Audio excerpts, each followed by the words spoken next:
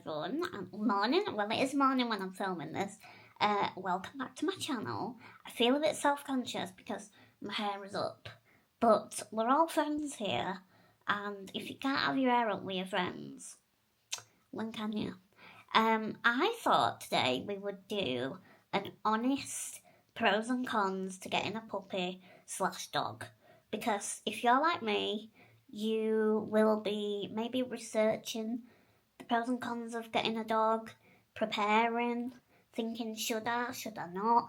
I took so long to decide whether to get a dog or not. And I think if you are a dog person, you will take the decision really, really seriously. So yeah, I thought I would just, from someone who is like that and now has a puppy, go through the honest pros and cons that I experience. And spoiler alert, the pros completely outweigh the cons. But these are just some things to think about. The obvious pro is that you have a companion, and I think that is my ultimate pro. Like, that is the reason I wanted a puppy, was to just have something and someone with me. And I didn't even realise how big that would be. And just to have, like, a living thing to look after has completely changed my world. Like, on a morning when I wake up, I'm like, need to go and feed her. Like, I'm not thinking about, oh God, what have I got to do today? Like, your world becomes about the dog, not about you, which personally for me was great. So if you're looking for a companion, absolutely getting a puppy is great. However, cons. When, people talk about dogs and they say, oh, you'll have no time to yourself, blah, blah, blah. That's not necessarily true. I think a con, rather than not having time to yourself, I just think your routine is scheduled by the dog. So when I first got her, I had no idea what her routine was, and we almost have to like work with each other. This sounds so like, if you're not a dog person, they'll be like, oh my God, but you do. Like, you need to know when she's hungry, when she's gonna go to the toilet, like what the signs are, because you need to like go and sort her out. Like, it's that time that you have to like really get to know each other, and that's what you're losing. Because obviously, if you used to, especially if you're single and you live on your own, like, you're used to having all the time in the world, whereas now my schedule has adapted to her schedule. But that doesn't mean that I don't have my own time. So, for example, she gets up, she plays for a bit, and then she has a breakfast, and then she's super tired. So she has like a 2 hour nap, which she's doing now. So I can get ready for the day, plan my day, I've got the brain space to think. So it's not that you don't, it's just that it's completely new, and if you are single and live on your own, you've got that luxury of doing whatever you want, whenever you want. And you still can, but like, there's consequences. So if I don't wait until she's been out and done a wee and a poo, I know that she's more likely to do that in the house when I'm out. So you have to just like time it. But it's doable. But that is a con if you are used to having time to yourself. Another pro, which is related to kind of the first and the second one, is the routine aspect. So I was never a morning person, like, ever. But now that I've got a living thing in the house that needs feeding, my body clock has just completely changed, and I never liked not being a morning person. I really wanted to be, and I wouldn't say I'm like Snow White, with birds singing and whistling and around me, but I can get up, and I do get up now, and genuinely I enjoy more of my day. And I think if you are someone who needs a little bit of purpose, or you need a reason that's not about yourself, getting a dog is just such a great idea, because it's all about them and your motivation becomes them. So that's really, really helped me as well. A con, which for me, it's not really a con, but like for some people it might be, is that if you are house proud, you're gonna have to not be house proud, because puppies and dogs don't care. Like, they will mess up your house. My living room is full of toys. Sometimes she like bites the rubber off toys, and we have to throw it away, and there's rubber everywhere. Rosie's not very. She doesn't like bite into teddies and pull the stuffing out, but a lot of dogs do. So you have to be ready to just be ready for it all. Like, TMI, poo alert, but I'm just so used to like randomly finding a poo that I've got to pick up, or like not seeing it, and my hand goes everywhere. Like, you just have to get used to that. But when you're a mum, you just don't care. But if you are planning and you're thinking, do I, don't I, and being house proud is one of them, like you've got white carpets or cream everything, like just be prepared. Get loads of blankets, put them everywhere, because they're not asked. They just want to have a play. They want to have a run. They will wee when they need to wee. They will poo when they need to poo.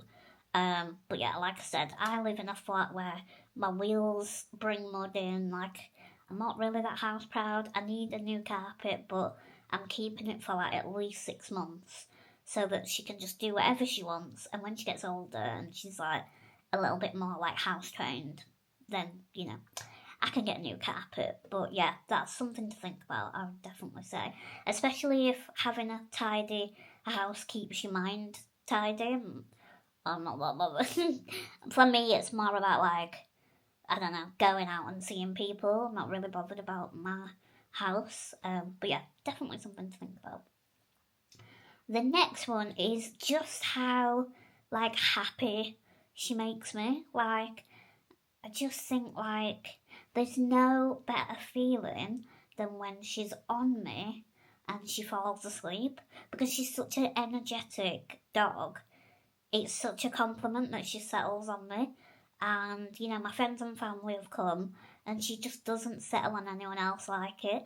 And that is just like the most wholesome thing. It just makes me want to burst. Like, oh, it's just so nice. And that was something that I just never expected to really be overwhelmed by, like the bond that we have. And I think, going on a deeper level as a wheelchair user, for someone and something to depend on me and love me rather than someone helping me. Do you know what I mean? Like, I'm helping someone else rather than them helping me. It just has given me this whole new lease of confidence that I didn't even know I had. And like going out and I'm like holding her or walking her, and people are coming up to me, they're chatting to me, and I don't know, I'm like a extroverted introvert, so I love a chat with the public as long as it's on my level. Do you know what I mean? Like, it's not weird. And it's just nice to like chat to people and be like, oh yeah, she's a Jack Russell Chihuahua, she's a bit shy, she's only 12 weeks, like, I've got this little rapport with people, and yeah, it's just given me this new happiness that I didn't even expect. So yeah, I'm trying to think if there's any other cons. Don't think so. I mean, there's obviously, if you are a single person and you're looking after a dog or a puppy on your own, it's a lot. Like, I have had to ring my mum multiple times to just be like, please, can you just come and help me, because it is so much on your own. So if you do, just make sure they say it takes a village. That's very true. You definitely need people around you to help you, just to have a minute, because it's so intense. I think when they nap, you're like, I've got a minute to do whatever, but you're so tired that like you don't really do much, because you're just trying to reset and chill for the next intense cycle when they wake up. So yeah, definitely getting help is a must. And figure out who that could be before you get the puppy or dog. Oh, another con is money. That's like a big one. I think realistically for me, it depends. Like, I think you can get a dog on a budget to an extent. Obviously, if you're getting a puppy, that costs. But just remember then you've got all the jabs that you've got to pay for. I've signed up to an insurance, so that's something to think about. But there's like cheap ones as well. And then obviously you've got to think about if there's like vet bills when it into the future. So definitely don't get a dog if money is really, really tight. And just stuff like I was getting puppy pads for ages, which were like £10 for 3 packs. Like toys. Obviously, she's not like overwhelmed with toys, but she's got a fair few. And obviously, getting different toys for different things. So, squeaky and crinkly for when she's playing, but then now she's teething quite a lot, so she's got a few like hard toys that she can chew. So you can't get a dog for free. It does cost money. So that is something, even if you're like so desperate to get a dog, you do have to be realistic about what money you've got. So just bear that in mind. But overall, I am so glad, and like I said, the positives definitely outweigh the negatives. And the negatives to me aren't really negatives, they're just something to think about. And I'm a person that likes to really plan because, I've got a plan in my life anyway. But yeah, let me know if you happen to come across this video. Are you thinking about it? Are there things that are putting you off? Or have you got a dog and you just couldn't imagine life without them now? Let me know the goss. But thank you for watching. If you've just randomly come across me, I definitely will have more puppy videos coming up, but I also talk about disability and just life in general, TV programs. So if this sounds like your jam, feel free to subscribe below, and hopefully I'll see you in another video. Thanks for watching. Bye.